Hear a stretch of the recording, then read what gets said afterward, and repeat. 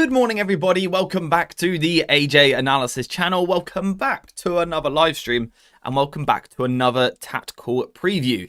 Manchester United are back in Premier League action this weekend with a very difficult one. Probably the form team in English football right now. Aston Villa have won 9 matches in a row.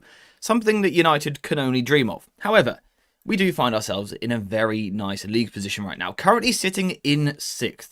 Despite the constant draws and the dropped points, Manchester United are actually slowly climbing the table. But this weekend, it is a tough one. This Aston Villa side is so good. And the problem for United is we are missing some serious players. Now, we still don't know who we're missing in terms of injury. Are the likes of Harry Maguire or De Ligt going to be available? We don't know. We know that we are without Casemiro due to suspension. And also, all of these fellas have headed to the Africa Cup of Nations. So Manchester United, the squad, is looking a little bit light all of a sudden. We're sort of low on players, but we are not low on talking points. Because Manchester United may be going to that weird back four thing that we saw against Bournemouth. That's right. A back four. We could actually see it from the start in this game. So what I want to do today is go through the Manchester United team, and we need to figure out how United could set up in a back four, in a back three. There is so many different conversations for us to have. So the actual players that we've got, there's not too many. But I feel like talking points, there might be more than ever with this starting 11. So basically, build up, get the popcorn ready, because it's going to be a rather long stream. Before we get into any of that, though, I want to hear from you guys in the chat. I want you to let me know how you're doing. We're getting closer and closer to that busy time of the year. How is life treating you? How are you? Are you good? Are you well? And also, how are we feeling about Manchester United? Because we're a funny old football club. This is the first time that we've spoken since the Bournemouth game. 4-4. At home. Scoring 4 goals at home and not taking all 3 points is absolutely mental to me, but it was at least an entertaining game, and I think that's what we want to see as United fans, and that's why I was still excited by the performance, and why I saw things which can make me optimistic, I think, about what Manchester United can do in the future. Because like I said, we do have, again, an amazing opportunity to climb up the table just a little bit. We could perhaps climb into the top 4 if things go our way. In terms of the rest of the league, there's some tough games in there. Again, Spurs and Liverpool play each other, so a big team will drop points. Newcastle and Chelsea play each other. A good team will drop points. So this is an opportunity for United, again. And we've finally got to take one of these. We've got to take one of these. It's not an easy game by any means. It's one of the hardest games you can play right now. But we can't keep passing up these opportunities to climb up the table. So we have to do it eventually. Who have we got in the chat this morning? Well, we got a lot of people. Good morning to you all. Hope you're all well. We've got David in the chat, as always, with a gifted membership. This time going to Peter. Peter, if you are here, make sure to say thank you, my friend. And also, everyone else, spam some love hearts in the chat for David, because he is a bloody legend. David, thank you very much. I want to see the same lineup as what we saw in the thumbnail, but instead I want Bruno and Mainu in a double pivot, and Xerxes as a second striker with Sesko. Yeah, that's one of the big conversations we need to have. Is it even a front two? Or is it a 4-2-3-1? Is it a 4-3-3? Is it a 3-4-3? I don't really know anymore, but it's a fun conversation to have. Morning, AJ. How have you been? Not bad. Not bad at all, thank you very much. Hope you are well as well. And good morning, Mr. Ugarte. Why did I read that out? All week I've been waiting for this live stream. It feels like a big one. It feels like a big one. I believe we can end Villa's run with either a draw or a win. I would absolutely love that. Josh, good morning to you, my friend. I shall see you shortly, sir. I shall see you shortly. Home draws, injuries, AFCON. You know what that means. United will somehow win 2-0. It feels very United right now to have all of these players missing, be struggling to pick up wins. Villa just on fire right now. It feels very United to somehow find a win in this game, right? It just feels about right. Morning, lads, and AJ. Am I not one of the lads? What the hell? Good morning to you, though, my friend. I'm a bit pumped right now. Amorim is evolving, and we will taste the benefits soon. The only question mark I have, and maybe this is just because I've become incredibly cynical around United. The only question mark I have is it evolution or is it forced change? Because they're not necessarily the same thing. I'm really interested to see if we switch to this back four for the next 3 weeks, for example. Do we then stick with it beyond that, or do we then change back to the 3-4-3? Does it depend on how results go? It's a big month in our season, of course, because it's such a busy spell. But I really think it's a big month for Ruben Amorim to sort of make his intentions at United very clear, and that's something that he needs to do. So I'm looking forward to it. I think it's an exciting time.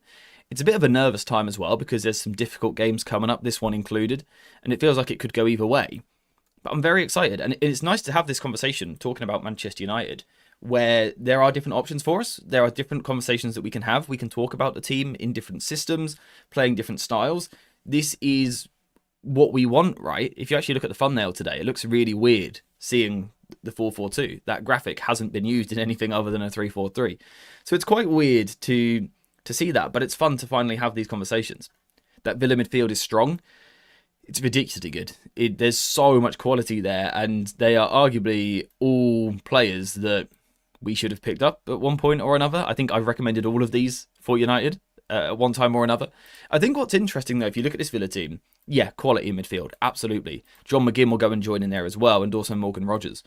But there is a lack of pure blistering pace in this Villa team. Watkins is obviously quick and a very good outlet up front. He'll chase everything. He'll go in the channels. He's very good. And Morgan Rogers is a really good player as well. A great ball carrier. He covers ground well. But he's not rapid. And that's something that's quite interesting about this Villa team. There's sort of loads of players that can go and play in the middle and have fun in this area. But they're not actually sort of pure speed, which is interesting because when we look at United, we will find something similar as well, which is not what we're used to seeing in Premier League matches. Anyway, let's talk about the Manchester United starting 11. And today, we are going to start off in a back four. We are going to have a conversation about a back four. Now, whether that's a 4-2-3-1, a 4-4-2, a 4-3-3, we can figure that out as we go. But we are going to start by building with a back four, moving through the team and see what we can come up with. Now, in goal, it's going to be Lomans. I saw Steve earlier say by India in goal, and I nearly banned him for it. It's going to be Lomans in goal, right?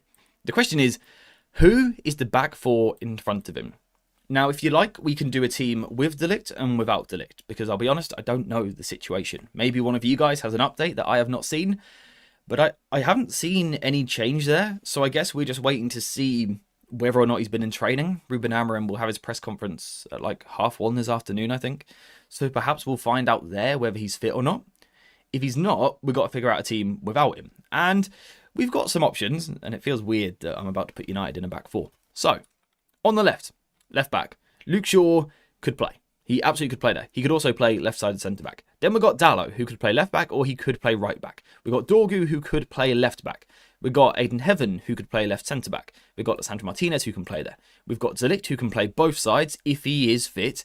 And we've also got Lenny Yoro, who, in my opinion, can play both sides.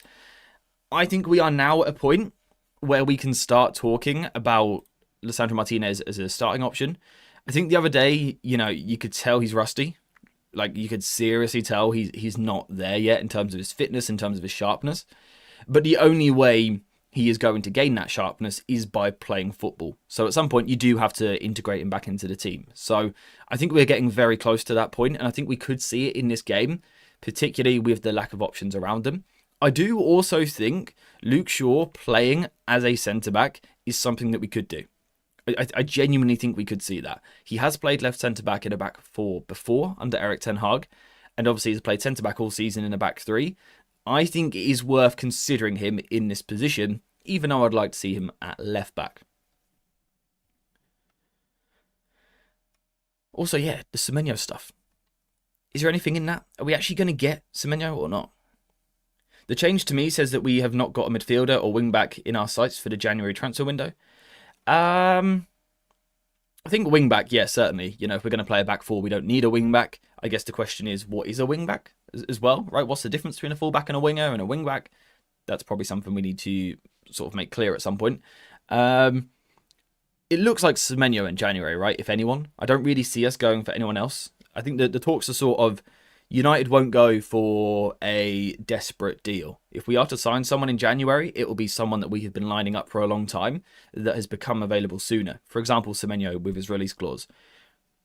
Is there a chance United try and sneak in on an Elliot Anderson, for example, before the rest of the league can do it in the summer? Maybe. If we've got money for Semenyo, we could flip that and go for Anderson instead, for example. But I don't think that will happen. I sort of see it as Semenyo or no one, in my opinion, is how I'm sort of viewing it. which, as you've said, maybe points to the direction that we're going in. I also do want to come back to this conversation of a back four. Should we just do it now? The switch to the back four. What are your thoughts on this? I want to hear your thoughts on whether or not this is a positive or a negative. Not whether the back four is good or not, because that's very subjective. You know, it can change week to week. Thoughts on Ruben Amorim changing? Because, of course, I do lots of videos, too many videos, on the system that we use, whether we're in a back three, changing to a back four, Amorim's ideas, all of this stuff. And a lot of people are saying, it's great. It's great that our manager is changing. I love that he is willing to evolve, to adapt, to play a different system, and sort of adapt to the squad that he's got. Other people are saying, we appointed Ruben Amorim because of his successful 3-4-3 at Sporting. What's the point in having him if he's not going to do it? If he's not going to use that same shape? What's your opinion on that? I'm also seeing some people saying it's a sign of weakness, really, that he's backing down on his formation. He's backing down on his ideas or whatever. Do you agree with that or not? What way do you see that? What way do you see that? I've missed something. Has Amorim said he is switching? He hasn't explicitly come out and said he'll play a back four because, you know, I don't think any manager would do that, to be honest, come out and say what they're doing. But it does seem as though that change is there. There were talks before Bournemouth. We were streaming at the time, weren't we, when the news broke that United might be switching to a back four, that we had been training more with a back four. Then I think against Bournemouth, I don't buy into the idea that it was full on a back four for 90 minutes. I don't buy into that. I think there was a lot of phases where we were still a back three. There were a few phases where we were a back five and Ahmad did tuck in at wing back still. I think that last 20 minutes, we were very much a back four. And, you know, there is that suggestion that we will be using that more regularly moving forward. But I don't know how many times I'm going to say it this week. We've always got to remember that the ideas and the way that you want to play and your intentions are so much more important than the formation. We have to remember that as well. But it is interesting to see some flexibility. It's a real positive because it shows he's not the most stubborn man in football, which I agree is a big positive. I think plain and simple, flexible, fluid football is Ruben's philosophy. That's the system, simply put. If that is his philosophy, I think he's failed to achieve that at United. I think largely we haven't seen that free flow and fluid football. I think the system has been quite fixed. This season, we've seen more adaptations, I think. You know, we've often pointed out in matches that, like, United are building up in a back four if you look closely, or we're pressing in a 4-4-2 diamond shape. We saw against Brighton the other month, we pressed in a 4-4-2 shape. So it's not new. But I do think the sort of positions it allows us to get into changes, and I am always of the opinion that if you can get yourself an extra midfielder in the team, you've got that chance to be flexible. Now, in terms of the formation not mattering, some of you guys are commenting on that in the chat. Completely agree. There is a switch to the back four going on. You know, we saw throughout the game the other night, off the ball, it was back four for most of the game. Not always. Most of the game we did switch to a back four. And I think we got it wrong for a large part of the game because of who we had where. We sort of made that switch, but it was very unnatural. We had Yoro was shifting to right back. Let's just take Dallo out. We had Yoro shifting to right back. We had, Heaven went to right centre back. Shaw came across and then Dallo tucked in. Now I'm all for playing a four off the ball. I think this is a good thing to do because it's one less player. If you've got one less player over here, it means you've got one more player here, which means you can get more pressure on the ball and in theory stop the opposition playing through you. So I think that's a good thing. But this is unnatural and this is players out of position. So I think if we want to do this idea of the back four out of possession, I do think we have to commit to it properly and get players in the right zone. Basically, what you need to do with this team is loop it all around one. You need to loop Dallo around over here and then push everyone across by one. Suddenly players are natural and I'm fine with it. Suddenly I like it. You know, right back is at right back, right centre back, left back. Lovely, cool. I didn't like it for the first hour the other day where it felt like we were sort of toying with the idea of a four without fully committing to it. And because Yoro didn't always want to defend wide, Ahmad sort of started coming a little bit deeper and then ended up being a wing back again, which made us passive. So in my opinion, if we are to go and sort of stick with the four, particularly off the ball. It's more important off the ball. If we are to go with the 4, commit to it, play a left back on the left, play a right back on the right, and then figure out your 2 centre-backs. That's my opinion. We just need to be attack, attack, attack, and lock McGinn and Rodgers. We will be fine. Perhaps easier said than done though, right? I just want to see players occupy the correct zones, Ahmad right mid, Shaw left back, etc. Yeah, and that's what I think we failed to do, for large parts the other night. But I think at the end, we finally saw that more settled. Now, of course, we still went on to concede a goal and we looked a bit open defensively. But I think we can get those players close to where we want them, right? So David would go reading from right to left across the defence. Dalot, Yoro, Shaw left centre-back, Dorgu left back. Gives a good balance defensively with Dorgu adding physicality. Offensively, overlapping fullbacks or even Dalot inverting. Shaw's experience alongside Yoro will be key. Yeah. If I'm being honest, I like Yoro and Heaven. I think they're both good young players. I think they've got a lot of potential, especially Yoro. I don't think they're a centre-back duo right now. I think there's too much youth, too much inexperience, and a lack of leadership, which, I'm not trying to criticise them too much. They're not experienced centre-backs. They haven't got hundreds of games between them. They've barely played together at all. I think experience in there is important. So it is Shaw or Lisandro Martinez or maybe De Ligt if he's fit. What do we reckon? I think if it was me... See, this is tricky because Villa are a big old team. I personally would quite like to see De Ligt play. If he's fit, I think De Ligt is our best box defender at the moment, apart from Harry Maguire. I would actually maybe like something like this, personally. I wish Lindelof was around right now. It could help. Funny enough, he's actually in an Aston Villa shirt. He started their last game in place of Pau Torres, who was injured. So there's a chance he plays this game against us. De Ligt and Maguire are both a doubt for starting. Yeah, so I think if fully fit, I would like this back 4. I like the height, the physicality it gives us on set pieces. I know we're missing the left-footed left centre-back, but I think we can work with that. On the ball, we know we sometimes shift to the back 3 anyway, so we sort of create that. I think I would go for that if we're fully fit.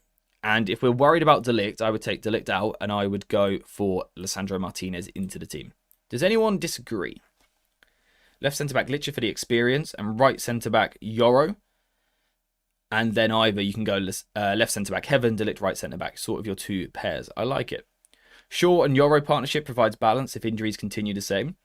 We also have to consider the shape that we shift to on the ball. Because whilst in theory it's a back 4 and on goal kicks we line up in a back 4, whatever. As we move forward, we know the other day we saw a fullback was released. Normally the left back, and I think it will be the same again. I think we will release the left back. I'll tell you why a little bit later on. If we're doing that, we then tend to go to a 3. I quite like the balance of that 3. I think this is Yoro's best position as a centre-back. It gives Lisandro Martinez that licence to be progressive, and the same for Dalot. Sometimes when we really want to go more attacking, more progressive, more aggressive, Dalot can still get that licence to go forward.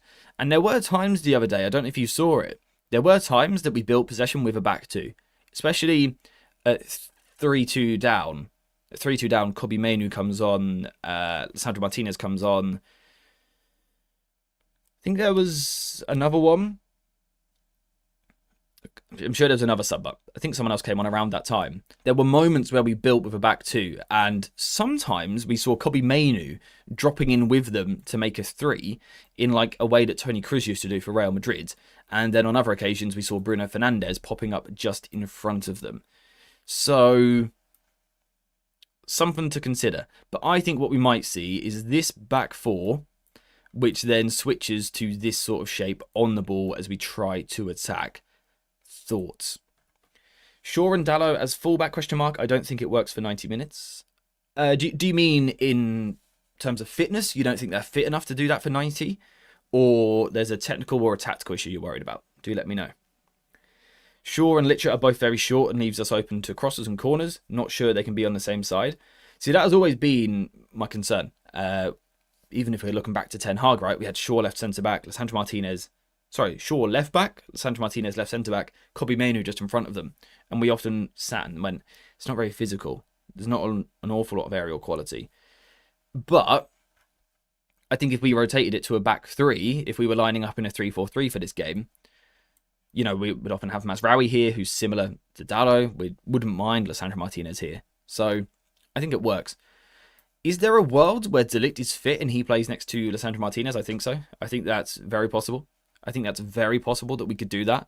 I like what it brings us in terms of the height and the aerial presence. Ollie Watkins is a tricky old customer.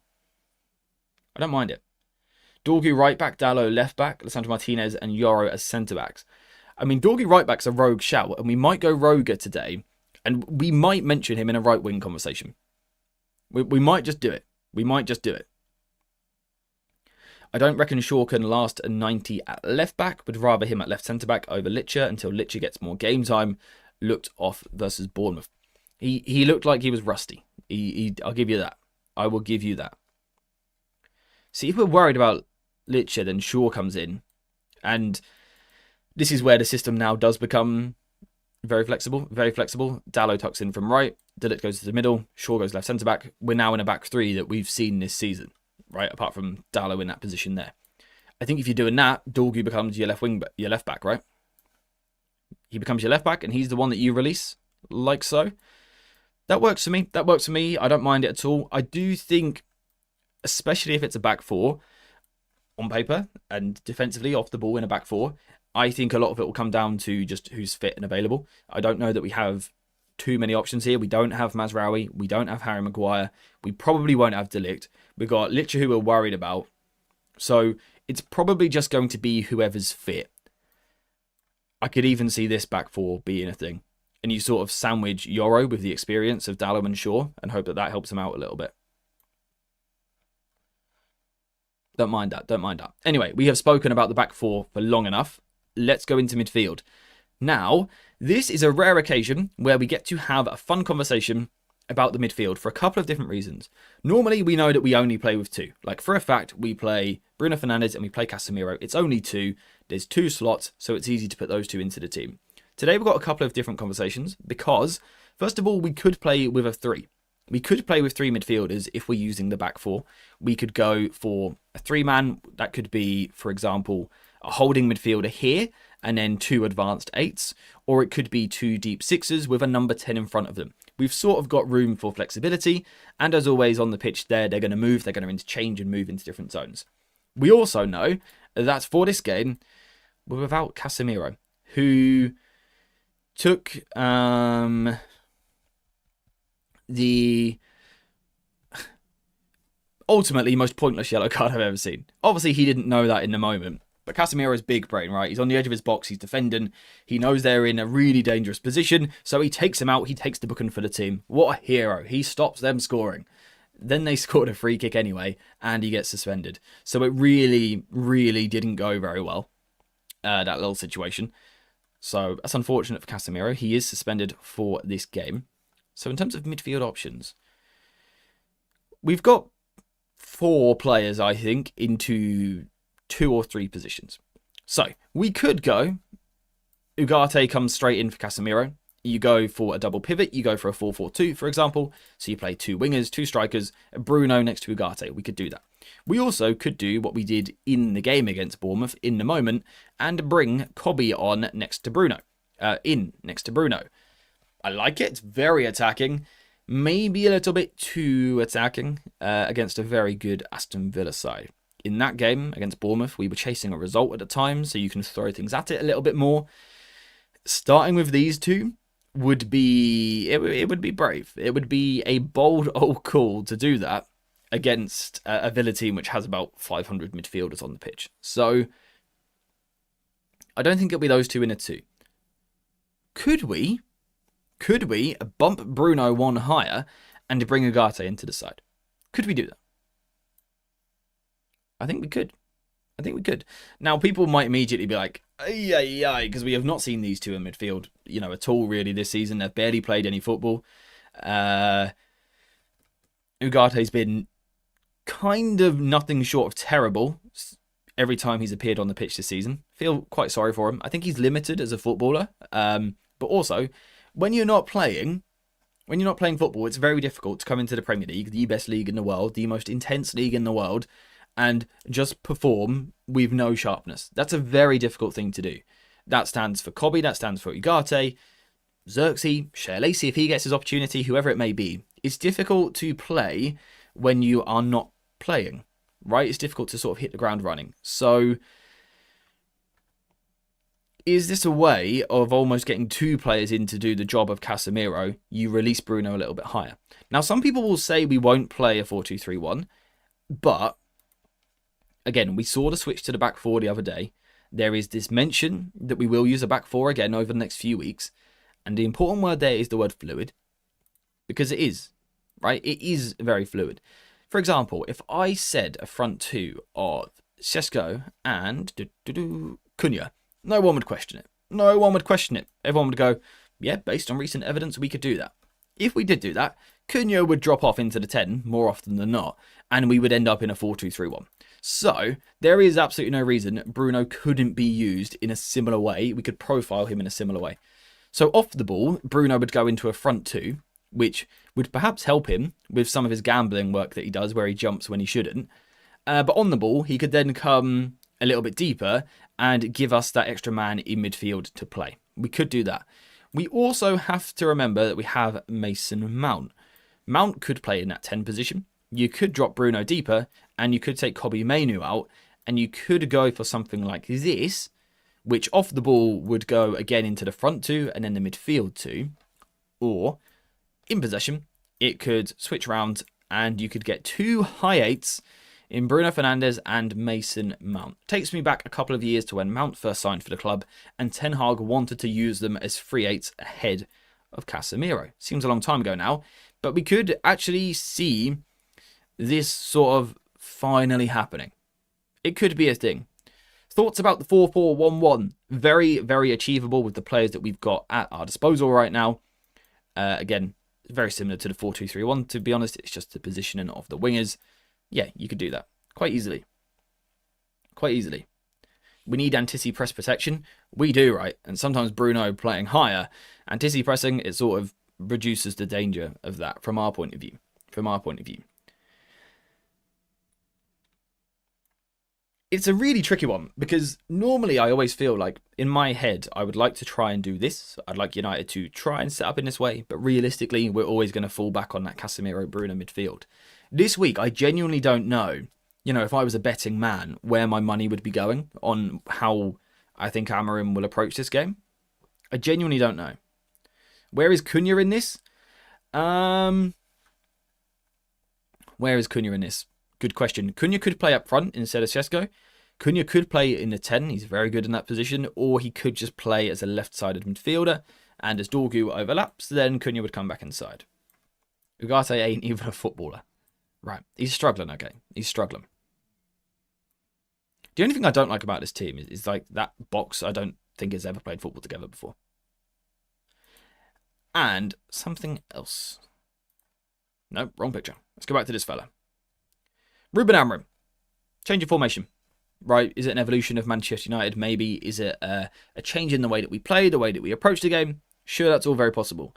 We know, though, that more often than not, this fella will put someone in a deep-ish position that will look to spring passes, that will look to play, not long in the sense of being a long ball side, but a player who can pick the ball up and ping it. He likes that player deep. Kobbie and Ugarte as a duo don't really give you that. I wonder if Bruno might still be forced deep, even in the system change, simply because Amorim might want that passing player deeper. He might want that passing range from a deeper position, which, I think Ugarte's a solid long passer, but he's not creative with the way that he does it. I think Mainoo's actually not bad at it. He did it more in the academy, but he's not Bruno Fernandes or Casemiro. So just because we're changing the system, as David says there, right, the risk taker on the ball. Villa are going to play at home. I think they'll be quite high with their line. They often are under Emery. They like to hold their position. There will be runners in behind. If you want to find those runners in behind, you do want Bruno deeper. Now, if we do that, I think it takes Mainoo out of the team again, because I just don't see those two starting against Villa away from home. Maybe for the last 10, 15, if we need a goal, if we're 1-0 down, sure, that could happen. But I don't think these two would start the game together. And if we want Bruno's long passing deep, I think it forces Colby out of the team. Unless we just view it differently and you go like that. I need some help, guys. I need some help. Why don't we play sort of 3 10s on top of 2 6s, like Kobe and Ugarte as 6s, Bruno, Mount, and Cunha as 3 central players? Yes, we could do that. We could absolutely do that. Should we let's get an 11th man on the pitch just to make it a bit more obvious as to what we are doing. As you've said there, you could play a system like this where you end up with 3 players very narrow, very close to each other. Sort of giving that freedom to combine. And yeah, maybe the fullbacks then go wide to provide some width. I'll be honest, I'm personally quite keen on Mount playing on the right. Now, I would not normally suggest that. I don't think Mount is a right winger. He's not a right midfielder. Not at all. I think at the moment we need to try and get Mount in the team. With no Mbumo or Ahmad, I think Mount is a very, very useful player for us. I think we're going to lose some 1 versus 1 ability. So I think we have to manipulate space a little bit better. And I think Mount's very good at that. He could play centrally, but realistically, we've got others to play there. If Dalot becomes a right back in this new back 4, it does allow us to get Mount and Dalot back close to each other, which I quite like. You know, they've been playing very well recently on the left. They've had a really good understanding, a really good dynamic. Of course, it's different on the right, but I do wonder if they could go and do that. And yeah, as Snipes has said there, Mount did play right 10 in a 3-4-3 for Thomas Tuchel. He's not, you know... I don't know, what was I going to say? Completely lost my trail of thought. He's played the right side position before. He can play there. Especially if Dalot overlapped. You know, Mount can now go in and he's in a right 10. So, I think this is a little bit of make the most of what you've got. I think with the current squad situation, Mount is that perfect squad player who can go and play in a different role. In my opinion. I'll have Kittens for 90 minutes with Dalot on. I think Dalot's been very good recently, though. I think he's been one of our better players. I think he's had 3 or 4 really good games in a row. I think he deserves a lot of credit, actually. Thought against Palace he played very well. Good against Bournemouth on the ball, especially. What's the game I'm missing? I'm missing a game. I thought he was good against West Ham as well, actually. Mount is our best consistent performer. For me, one of the first names on the sheet. He can play anywhere. His football brain is so valuable to us right now. Spot on. And if we're talking about player relationships, easy for me to say, Dalot and Mount do understand each other. So sort of moving them together maybe works. Now, of course, right, if we just quickly stop on this 11 for a second, like, I'm aware it's a very rogue 11.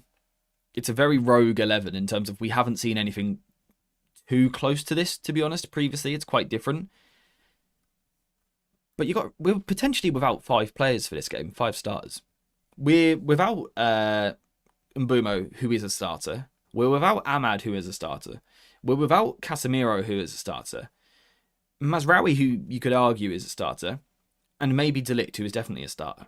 That's nearly half of our starting 11 unavailable for this game. So we are going to be forced into some different decisions. We're going to be forced to play some people in different parts of the pitch, right? That's something that we're going to be forced to do. Couple that with a changing of system as well. Or a changing of shape, I should say. Inevitably, we are going to have to see something a little bit different this weekend. But I think Amorim sort of spoke well on it the other day about it being an opportunity for a manager rather than a huge negative. Of course, Amorim would rather have his full squad to choose from. Of course he would. But it's also a great moment to try and find something a little bit different as well. So, again, I think it's an opportunity. Shaw and Cunha are best friends apparently, lol, so Shaw as left back isn't too bad an option. I think Shaw is our best attacking fullback at the club. I think he brings the best balance with Cunha in terms of what he can do going on the outside as Cunha goes in. The problem is we haven't got centre-backs this week.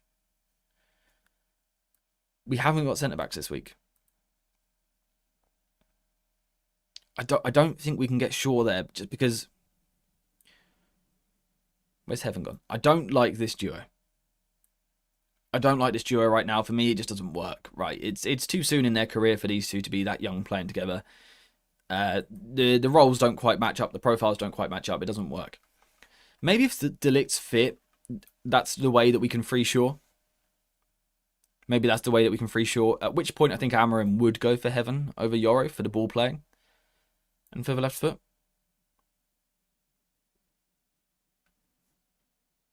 You know, I would sort of think this might be Amorim's preferred back four for this weekend, if he can do it. If he can do it.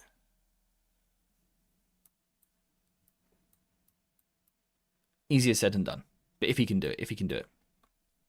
I think the position to figure out is here, the spine of the team. I think Cunha will play on the left just because it makes sense, right? We're without so many players. If we've got one player who can at least play sort of towards his preferred zone, we might as well do it. Is it Sesko up top or is it Xerxes? For me, personally, I would go Sesko because I think we need a runner. Mbumo is our best running threat off the ball. When it's not Mbumo, it's Ahmad. When it's not Mbumo or Ahmad, it's Dalot from left wing back arriving. Dalot is going to be deeper in this game, so we actually lose 3 of our main runners. Now, of course, we've got Bruno, who is a great runner, but we need that line pinned initially, I think, as well. So I sort of feel like we have to play Sesko. I sort of feel like we need to, just profile-wise, providing he's fit. What do you think? What do you think? Do you see Sesko starting after only coming back last game? It's fair. It's fair.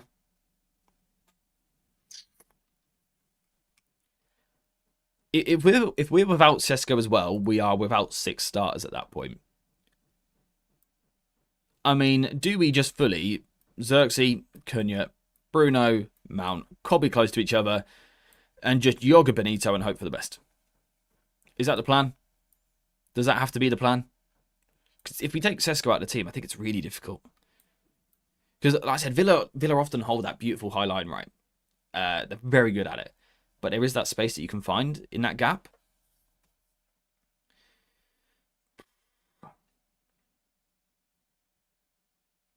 It's tricky. It's so tricky picking a balanced team when you're missing 6 players and your squad isn't balanced in the first place. It's a tough task. Just sort of trying to think about how this would play out. You know, actually watching the team. And are we missing an attacker? Like, could Shea Lacey come in? Maybe, but I would be surprised. Dorgu right wing is another option. Played there a lot at his last club before coming to United. We saw his first game at the club was as a right wing back. He could, maybe. It gives us that left-footed profile on the right. But, I'm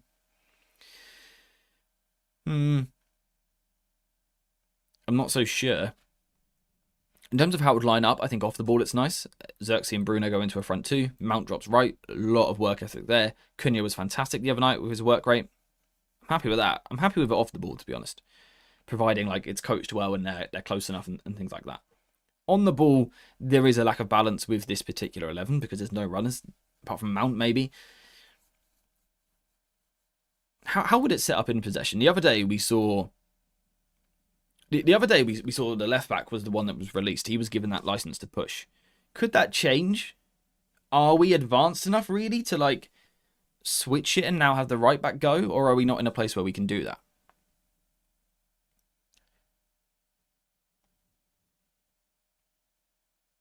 Because you could go, Dalot pushes from the right, Mount comes in. He's more comfortable straight away. Bruno's high in the left 10, lovely. De Ligt, Heaven, Shaw, back 3. I don't mind it on the ball, particularly here.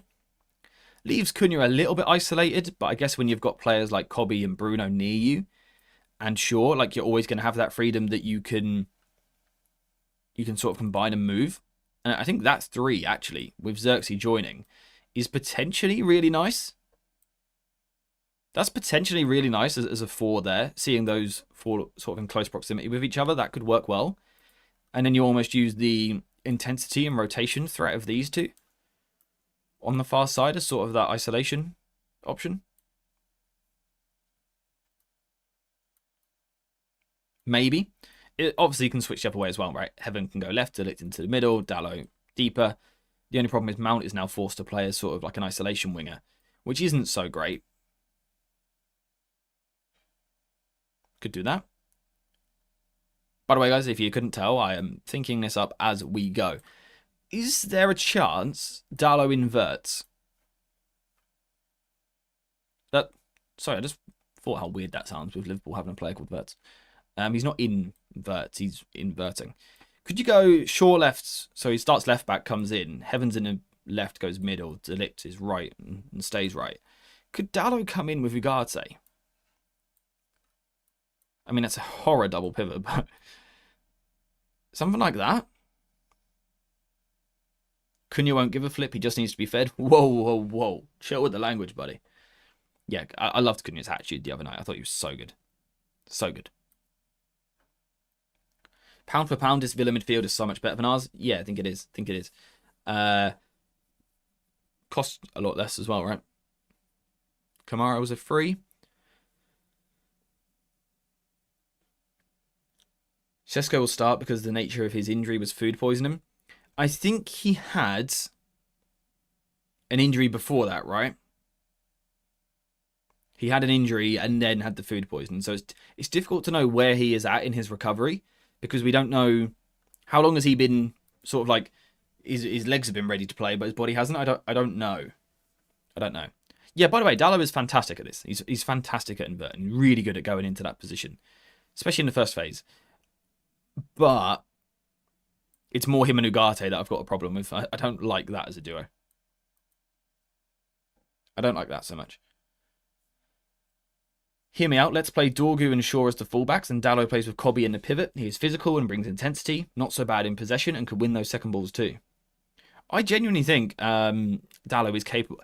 I don't know if I would ever start Dalot as a midfielder. I don't know if I would start him there. I think if we do, it sort of screams at like the squad problems. I love him. I like him inverting in there though. I think it's his best role as a fullback when he goes inside and can sort of drop out when he wants to. The problem, we've got a problem at this football club, right? Because we've got we've got 3 central midfielders, and then we've got one of the best players in the world who can also drop into midfield. So our 3 midfielders are Ugarte, Casemiro, Kobe Mainoo, and then we've got Bruno who can also drop in as well. Now we're without Casemiro, so we're down to 2 midfielders and someone who can play there. And one of those we don't like because we just don't trust Ugarte. None of us trust him at all. He's just not good enough. But that leaves us with 2, or a midfielder and someone who can play there. And we just don't like them as a duo. Because we don't feel like it works. So I think we're going to struggle to find an 11 that we like here, basically, without Casemiro. It's a makeshift position. I'd be fascinated to see him play it for a game, to sort of see how he did in there. I think if I was Ugarte and Dalot started in midfield ahead of me, I'd be kicking off. But I don't think Ugarte could complain because he's not been very good. If we sign Semenyo, our defence will be non-existent. Ahmad and Semenyo are small and don't provide that much in defence. United is still ignoring the midfield issue. I think they provide quite a lot in defence, to be honest. I don't think they are Sure, they're not fullbacks, right? They're not defenders, but I think they still contribute a lot defensively, especially Ahmad. He's very good with his work rate. Ugarte is terrible. Yeah, see, this is the point I'm making. No one wants Ugarte. We don't have Casemiro, so we're forced to Kobe and Bruno, who we don't trust as a 2. And you can't, we're just not going to see a Mount Bruno Kobe 3. It's just not going to happen. It's not going to happen. Not with the physicality of that midfield. We're not going to see it. We're not going to see it. Semenyo is physical. Very, very. I almost feel Ugarte sort of has to play in Amorim's mind. If it's not Casemiro, it will be Ugarte. I think if we're being honest with ourselves, I think if we're Ruben Amorim sitting here, he would go, I haven't got my ball winner in Casemiro, so I go to my other one, which is Ugarte.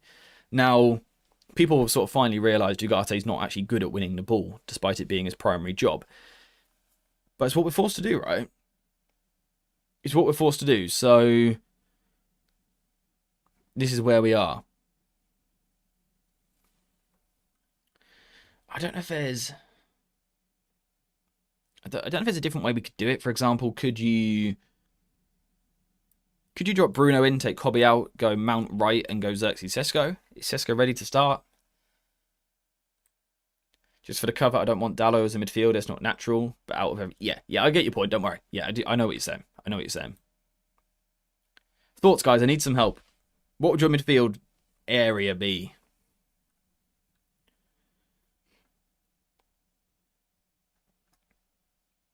I don't quite know what the play is. I think I would say this. I think that would be my sort of solution to this problem. To just put the third one in there. Amorim seems to think Cobby's best in a midfield 3. We're getting to a point where he's almost going to be forced to play Cobby with others out. If that's how you feel, make it a midfield 3 to get the best out of him, right? And then Sesko, if he's ready, I would start him. He may only have 60 in his locker, but I would start him if we can. If not, you go for Xerxes, and your Mounts, your Cunhas, your Brunos have got to make runs off the ball. And you've really got to be hoping their combination work can come in strong. The only time I saw Cobby Ugarte working was against West Ham or Bournemouth in pre-season. They did play against Liverpool last season very well as well, but obviously a very different type of game. We just have no aerial threat in our midfield in comparison to Villa. Yeah, and that's why we need De Ligt. That's why we need De Ligt, because come set pieces, Onana's massive, Torres, Konsa, Kamara's not small, Tielemans, Watkins, Rodgers ain't small. They're a big team, Villa, so we could really do with De Ligt in this game.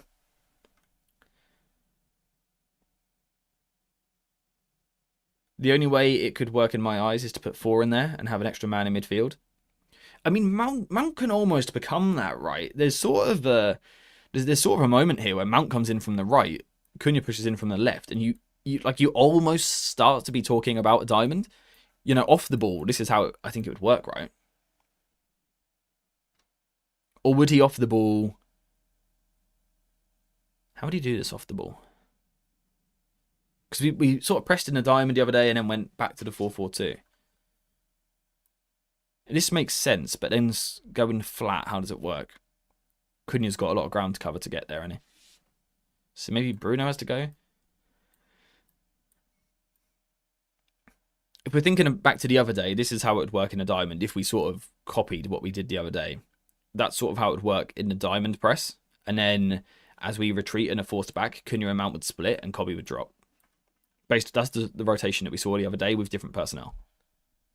Is a front 2 of Sesko and Xerxes off the table? I don't think so. I think it's an option for us. It probably means Cobby out of the team. But it is there for us. That option is there for us to try that. 2 strikers.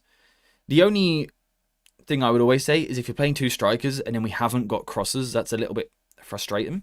Although, having said that, right, if you imagine an in-possession shape where Cunha comes inside, Shaw goes overlap, and then these 3 sort of shift across into that back 3. Mount and Shaw are not bad at crossing a ball. They're not bad at crossing a ball.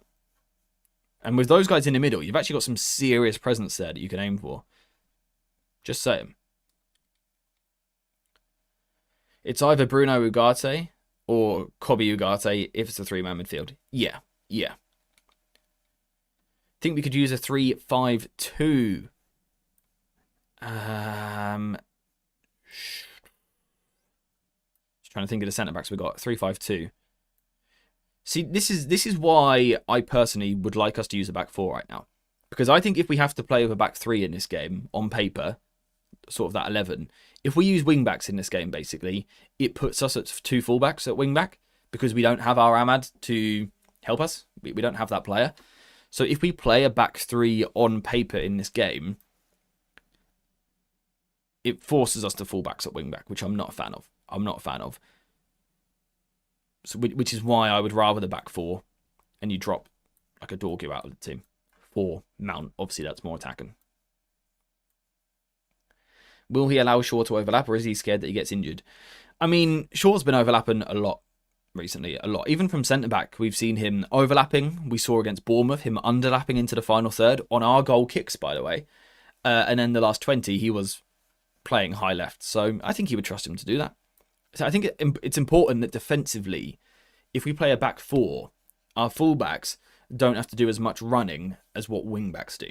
Because wingbacks often have that moment where you start deep and then you sprint all the way to press the fullback. Whereas if we're in a back 4, you don't have that because there's a winger in front of you doing it. So it's less jumping, it's more connected. On the ball, it's still a lot of running, but off the ball, I think it's reduced. We need to play 4-4-1-1, and both Cunha and Sesko will do horizontal moves back and forth. So you would go with Cunha behind Sesko. Who would you have on the left? I mean, this is the other thing that I've seen sort of mentioned. Could you split Bruno wider? He's more than capable of playing there, sure. But I just feel like we want him at the heart of the pitch, right? He's been underlapping like a prime Chris Wilder disciple. Absolutely. The overlapping centre-backs of Sheffield United. Was it 2020? What a time, what a time. How are we feeling about this team? This is sort of what I find myself settling on, depending on fitness of centre-backs. You know, that could be Yoro and Lisandro Martinez. That could change a lot. This is what I find myself sort of landing on.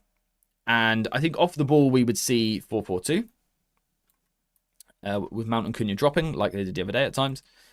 And I think on the ball, there's so many different shapes it could be. You know, in one moment, Bruno could drop in, and we've now got a midfield 3. That would be something that we could do. In another moment, Shaw would fly forward, Cunha comes in, Bruno pushes high, and we're in this sort of 3-2-5 shape.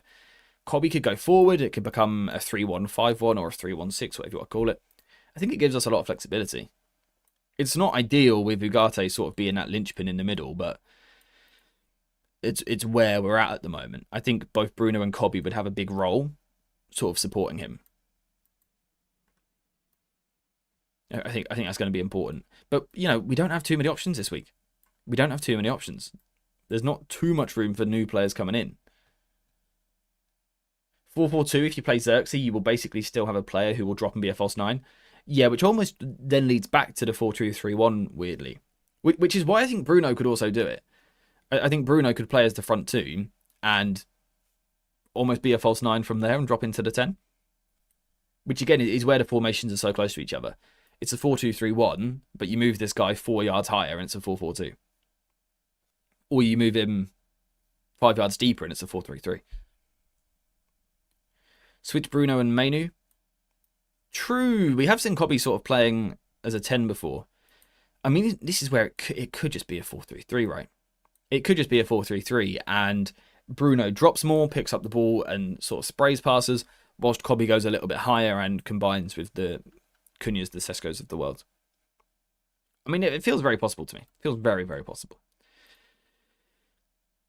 Anyway, we're like 53 minutes into the stream. How on earth have we got here? How on earth have we got here? Anyway, I think what I want to do is move on to your guys' predictions, because I think we're going to struggle to settle on an 11 that everyone completely agrees with. I don't mind this. I don't mind this team. It's obviously not ideal. It's not particularly balanced, but I don't think we have room for balance in this game. Could Lacey, for example, come in and play on the right-hand side? Maybe, but I would be surprised if Amorim did that away from home, considering he hasn't had a minute yet, so I would be surprised if we did that. I think it ends up something like this, right? I think it ends up something like this, which I don't mind, which I do not mind at all. I don't mind it at all. If we are to be in a back 3, I will just quickly briefly cover that. I think we would see, Shaw would be on the side of defence. Delict, if he's fit, would play in the middle. If not, it'd be Heaven or Lisandro Martinez. I think Yoro would play on the right. I think Dallo and Dorgu would be our wing-backs. If I can find them, here we go. I think Bruno and Ugarte would go into the middle. I think Sesko, Cunha and Mount would then lead the line. So that's how I see us setting up in a 3-4-3. The main change is basically Dorgu comes in for Kobbie.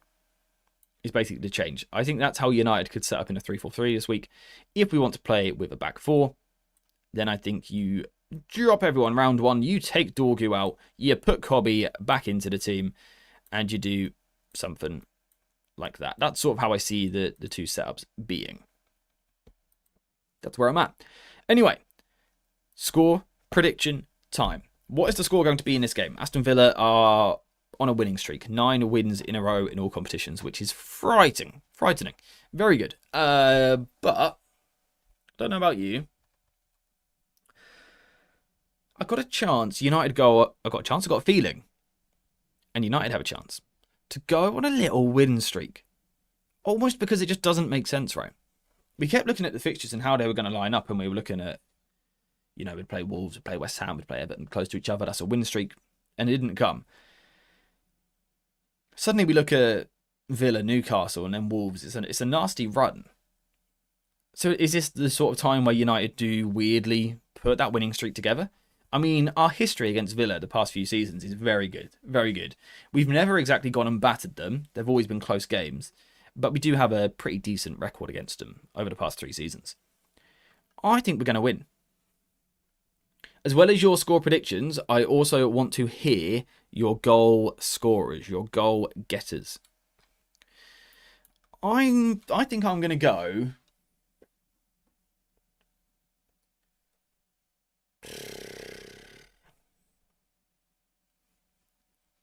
I'm going to go... I want to say 2-1 United, right? But there was 8 goals in our last game. I don't know if it'll be that low scoring.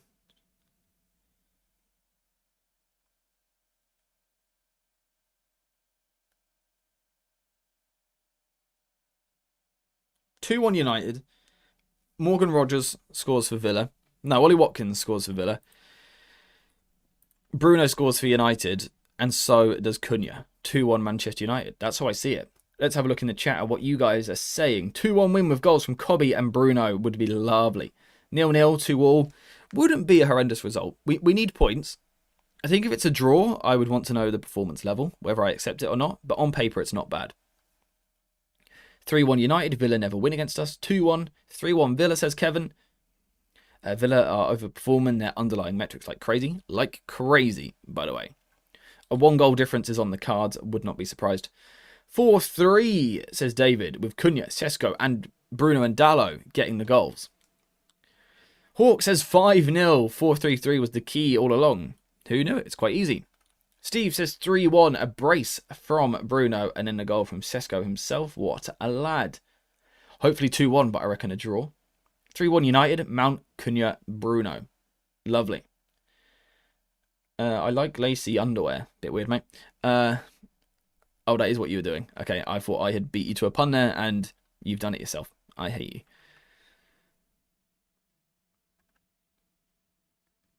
It's not Villa that I'm afraid of, but not having Ahmad. I got outpunned by Steve. I'm sorry, I'm sad. I thought I had beat him to a pun. And he was punning himself. I should have known. Villa are the... Let's try that again. Villa are the league-informed team. Anything from this game would be important. 2-2, Sesko, Bruno, penalty. Yeah, it wouldn't be a bad result at all. Villa are on a very good run. I think, you know, I'd want to know the performance level. If we get battered for 90 minutes and grab 2 goals on set pieces, I'll be like, yeah, nice. Not enough though, really. But if, you know, we play well and we just play a good team and draw 2-2, it's more understandable. Steve, I'm fuming, mate. Because I saw the joke in the message. I should have known it was intentional.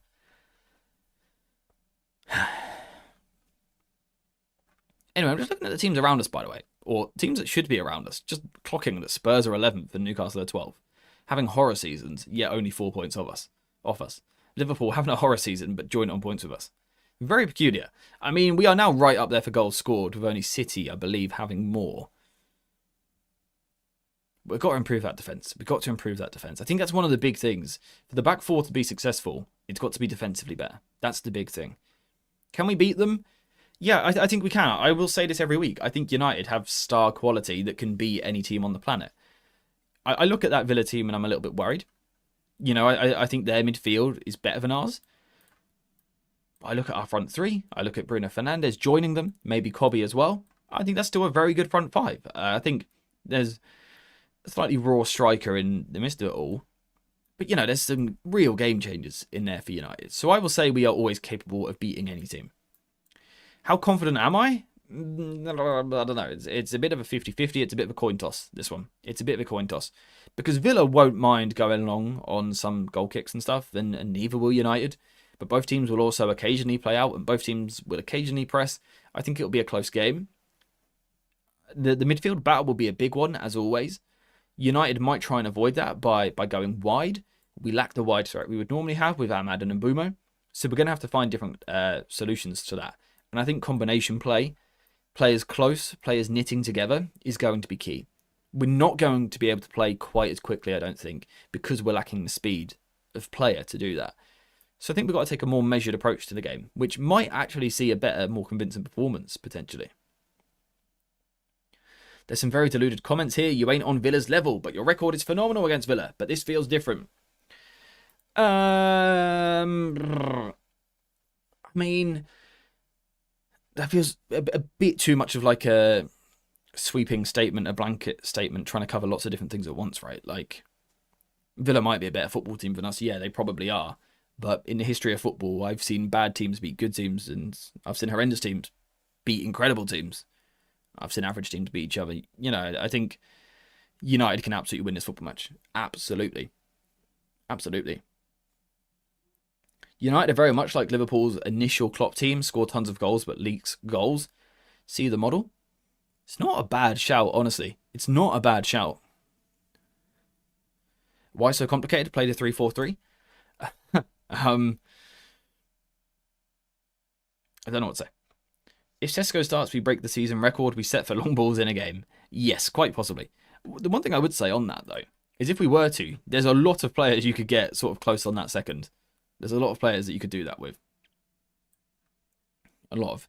Anyway, I think I'm going to wrap the stream up there because I'm busy this afternoon. Not with a video, unfortunately for you guys. There is going to be no video today. Sorry to say that. But there will be one out tomorrow. I will be doing a final look at how United should set up without the likes of Ahmad and Mbumo and Mazraoui. So that will be out tomorrow.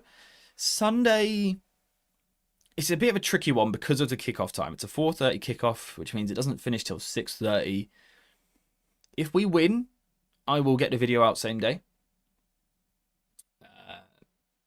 8:30, 9 o'clock, something like that.